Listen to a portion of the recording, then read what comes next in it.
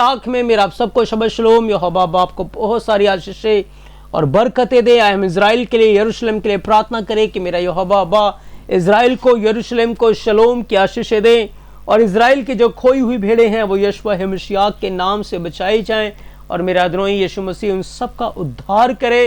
हमारे भारत देश के ऊपर भी यीशु मसीह की बड़ी दया होने पाए कि भारत यीशु मसीह के नाम से बचाया जाए।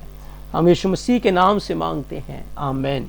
तो मेरे प्रियो, हम यीशु मसीह के बड़े अनुग्रह के द्वारा बुक ऑफ रेवलेशन के ऊपर, प्रकाशित वाक्य के ऊपर स्टडी कर रहे हैं और आज हम उसके 63 पार्ट के अंदर है। मेरे प्रियो, पिछले 62 भागों में हमने बहुत सारी भेद की बातों को सीखा, जाना और मैं विश्वास करता हूँ कि वो बातें हमारे लिए बड़ी आशीष का कारण बनी है। आज हम उसके 63rd पार्ट के अंदर है और आज का जो हमारा विषय है वो है यीशु मसीह की दया का समय। आज हम उसकी दया के बारे में प्रकाशित वाक्य से सीखेंगे। मेरे प्रियो, तो जैसे कि हम स्टडी कर रहे थे कि हमने पिछली बार सीखा था, देखा था कि कैसे पवित्र लोगों की जो प्रार्थना है वो यहोवा की उस वेदी के पास जो स्वर्ग में है, उस वेदी के पास पहुंच गई और वो प्रार्थनाएं जो स्वर्ग में पहुंच गई, उस प्रार्थना जो स्वर्ग था उसने जब धूप वेदी के ऊपर धूप जलाया तो धूप का जो धुआं है वो पवित्र लोगों की प्रार्थना के साथ यहोवा की उपस्थिति में, एलोहिम की उपस्थिति में वो पहुंच गए और यहोवा ने उनकी प्रार्थना को सुन लिया। मेरे प्रियो, तो उसके बाद आगे लिखा है प्रकाशित वाक्य 8 अध्याय उसके 5 और 6 वचन के अंदर लिखा है, तब स्वर्ग दूत ने धूप दान लेकर उसमें वेदी की आग भरी और पृथ्वी पर डाल दी और गर्जन और शब्द और बिजलियां और भूकंप होने लगे और वे 7 स्वर्गदूत जिनके पास 7 तुरियां थी फूंकने को तैयार हुए। मेरे प्रियो, बाइबल बयान करती है जब 7वीं मोहर खोली गई थी तो एक सन्नाटा स्वर्ग के अंदर छा गया था। उस सन्नाटे की कोई जरूरत नहीं थी और उस मोहर के खुलने से जो 7 तुरियां फूकी गई थी, फूकनी जानी थी, वो तैयार थी। लेकिन याद रखें, मैंने आपको बताया था कि यहोवा किसी दुष्ट या पापी की मौत से खुश नहीं है, इसलिए स्वर्ग में आधे घंटे तक सन्नाटा छा गया। स्वर्ग इस बात से प्रसन्न नहीं है कि पृथ्वी नाश हो जाए। और मेरे प्रियो, सन्नाटे के बाद प्रार्थनाएं स्वर्ग को पहुंचने लगी, प्रार्थनाएं स्वर्ग जाने लगी और उसके बाद हम देखते हैं कि उन प्रार्थनाओं का एक बड़ा उत्तर आया। उत्तर क्या आया? तब लिखा है स्वर्गदूत ने धूप दान लेकर उसमें वेदी की आग, वो आग जो वेदी के ऊपर जल रही थी, उस आग को भरा और पृथ्वी पर डाल दी। यानी कि जो उत्तर था, जब हम बाइबल को पढ़ते हैं ध्यान से कि जब लोग सेक्रीफाइस किया करते थे वेदी के ऊपर जाकर, कुर्बानी को, बलिदान को जब वो वेदी के ऊपर रखा करते थे तो वेदी के ऊपर स्वर्ग से आग उतर के आ जाती थी और आग उनके उत्तर को लेकर आती थी। मेरे प्रियो, जब आग आ जाती थी इसका अर्थ है यहोवा ने कुर्बानी को स्वीकार कर लिया है, उसने अब वेदी के ऊपर से कुर्बानी को स्वीकार कर लिया। आग उत्तर को लेकर आती थी, उत्तर आ जाता था। तो यहां पर भी वेदी की आग भरी और उसे पृथ्वी के ऊपर उड़ेल दी गई। मेरे प्रियो, यानी कि वो उत्तर को लेकर आई, उत्तर, उसका उत्तर मिला। तो बाइबल बयान करती है उसका उत्तर मिला और गर्जन और शब्द और बिजलियां और भूकंप होने लगे। यानी कि मेरे प्रियो, क्या हुआ? यहोवा ने अपना शब्द सुनाया, अपनी दया उसने पृथ्वी के लोगों के ऊपर की, अपनी करुणा को पृथ्वी के ऊपर की, क्योंकि जिस काम को उसे करना था, जो विपत्तियां पृथ्वी के ऊपर आने वाली थी, उस विपत्ति से पहले यहोवा ने मानव जाति को मन फिराने का मौका दिया। यहोवा ने मानव जाति को सुसमाचार प्रचार का मौका दिया। यहोवा ने उनके लिए उपाय निकाला कि वो पश्चाताप करे, वो तौबा करे, वो मन फिराए। मेरे प्रियो, और बाइबल बयान करती है स्वर्गदूत ने धूपदान लेकर उसमें वेदी की आग भरी और पृथ्वी पर डाल दी और गर्जन और शब्द और बिजलियां और भूकंप होने लगे। मेरे प्रियो, जब आप बाइबल को ध्यान से पढ़ते हैं, लिखा है मूसा के समय में जब आप गिनती 16 अध्याय 41 से 47 वचन को पढ़ेंगे तो वहां लिखा है कि दूसरे दिन इजराइलियों की सारी मंडली यह कहकर मूसा और हारून के विरोध में बुड़बुड़ाने लगी, कुड़कुड़ाने लगे। और लिखा है तब यहोवा का क्रोध उनके ऊपर भड़का और यहोवा का तेज उन्हें दिखाई दिया। और फिर क्या हुआ, लिखा है कि तब यहोवा ने मूसा और हारून से कहा, मूसा ने हारून से कहा धूपदान लेकर उसमें वेदी पर से आग रखकर उस पे धूप डाल और मंडली के पास फुर्ती से जाकर उनके लिए पश्चाताप कर, क्योंकि यहोवा का कोप अत्यंत भड़का है और मरी फैलने लगी है। जब उस समय इजरायली लोग पाप कर रहे थे, गुनाह कर रहे थे, बुड़बुड़ा रहे थे, कुड़कुड़ा रहे थे, तब मेरे प्रियो क्या हुआ था, मरी फैलने लगी थी। लिखा यहोवा का तेज बादल में दिखाई दिया और प्रजा के ऊपर मरी फैलने लगी। 14,000 के करीब लोग उस समय मर गए, नाश हो गए। तब मूसा ने कहा, हारून से कहा फुर्ती से जा, धूपदान लेनी है, उसमें वेदी की आग रख कर उस पर धूप डाल और मंडली के पास फुर्ती से जाकर उनके लिए पश्चाताप कर, क्योंकि यहोवा का कोप अत्यंत भड़का है और मरी फैलने लगी। और मूसा की आज्ञा के अनुसार हारून धूपदान लेकर मंडली के बीच में दौड़ गया और यह देखकर कि लोगों में मरी फैलने लगी, उसने धूप जलाकर लोगों के लिए पश्चाताप किया। मेरे प्रियो, जब स्वर्ग के अंदर धूप वेदी के ऊपर आग जल रही थी, धूप रखा गया, पवित्र लोगों की प्रार्थनाएं पहुंच गई, ये प्रायश्चित को दिखा रहा था।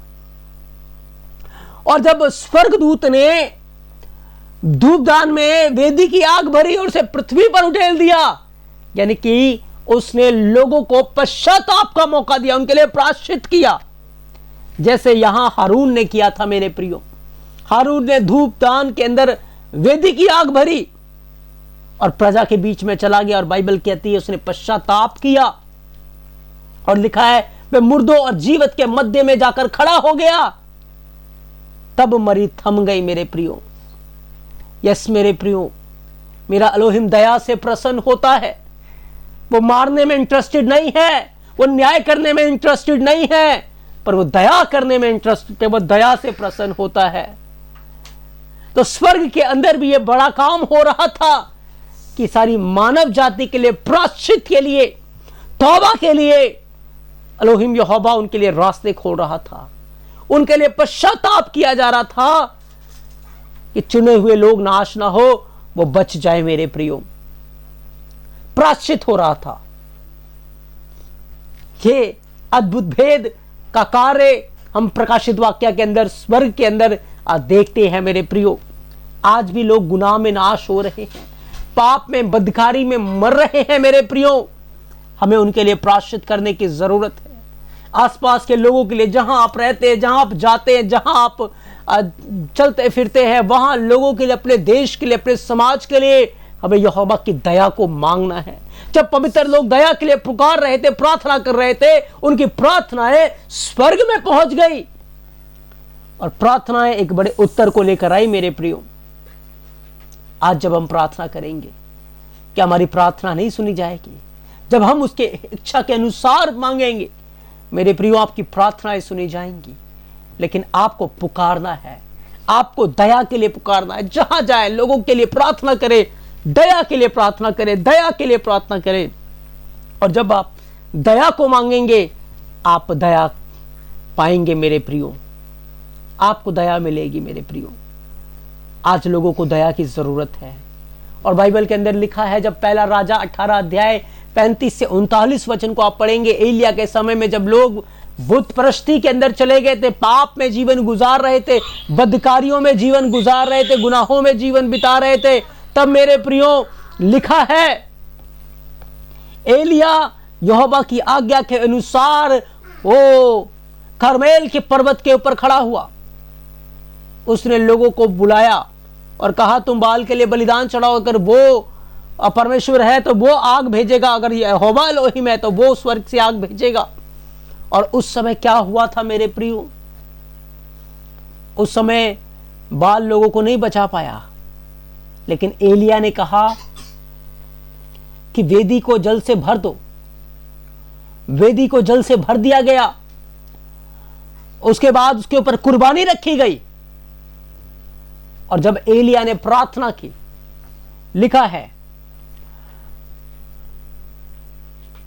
और जल वेदी के चारों ओर बह गया और गड्ढे को भी उसने जल से भर दिया। और फिर भेंट चढ़ाने के समय एलिया नबी समीप जाकर कहने लगा, हे अब्राहम, इज़ाक और इज़राइल के एलोहिम यहोवा, आज ये प्रकट कर कि इज़राइल में तू ही एलोहिम है और मैं तेरा दास हूं, और मैंने ये सब काम तुझसे वचन पाकर किए हैं। हे यहोवा, मेरी सुन कि ये लोग जान ले कि हे यहोवा, तू ही एलोहिम है, तू ही उनका मन लौटा ले आता है। तब यहोवा की आग आकाश से प्रकट हुई और होम बलि को लकड़ी और पत्थरों और धूल समेत भस्म कर डाला और गड्ढे का भी जल सुखा दिया। यह देखकर सब लोग मुंह के बल गिरकर बोल उठे, यहोवा ही एलोहिम है, यहोवा ही एलोहिम है। मेरे प्रियो, जब लोग वहां पर मूर्ति पूजा में चले गए थे, पाप में, बदकारी में जीवन गुजार रहे थे, उस समय जब वेदी के ऊपर आग उतरी तो उनके पापों का प्रायश्चित किया गया। मेरे प्रियो, और जो लोग यहोवा से दूर हो चुके थे, मूर्ति पूजा में चले गए थे, उन्होंने पश्चाताप किया और मुंह के बल गिरकर इस बात का अंगीकार किया कि यहोवा ही एलोहिम है, यहोवा ही एलोहिम है मेरे प्रियो, और कोई नहीं है। तो वो दिखा रहा था प्रायश्चित को। तो स्वर्ग में मानव जाति के लिए एक प्रायश्चित हो रहा था। उन्हें एक प्रायश्चित का, तौबा का मौका मिल रहा, क्योंकि यहोवा दया से प्रसन्न होता है, वो माफी से प्रसन्न है, वो नाश करने में बिल्कुल भी इंटरेस्टेड नहीं है मेरे प्रियो, वो नाश करके बिल्कुल भी खुश नहीं है मेरे प्रियो। यहोवा दया से प्रसन्न है, यहोवा दया करना चाहता है। आज मेरे प्रियो, हमें भी खड़ा होना पड़ेगा अपने आसपास के लोगों के लिए, अपने देश के लिए, अपने समाज के लिए, मोहल्ले के लिए, अपने खानदान के लिए, अपने परिवार के लिए, कि मेरे अदनोई उन सब के ऊपर दया करें। वो पाप में जीवन गुजार रहे, लेकिन हमें उनके लिए प्रायश्चित करना है, हमें उनके लिए दया के लिए पुकारना है, क्योंकि यहोवा दया से प्रसन्न होता है। वो उनके ऊपर दया करेगा, वो उन्हें क्षमा करेगा। जब आप दया के लिए पुकारेंगे, स्वर्ग में प्रायश्चित हो रहा है मेरे प्रियो, यहोवा प्रायश्चित कर रहा है।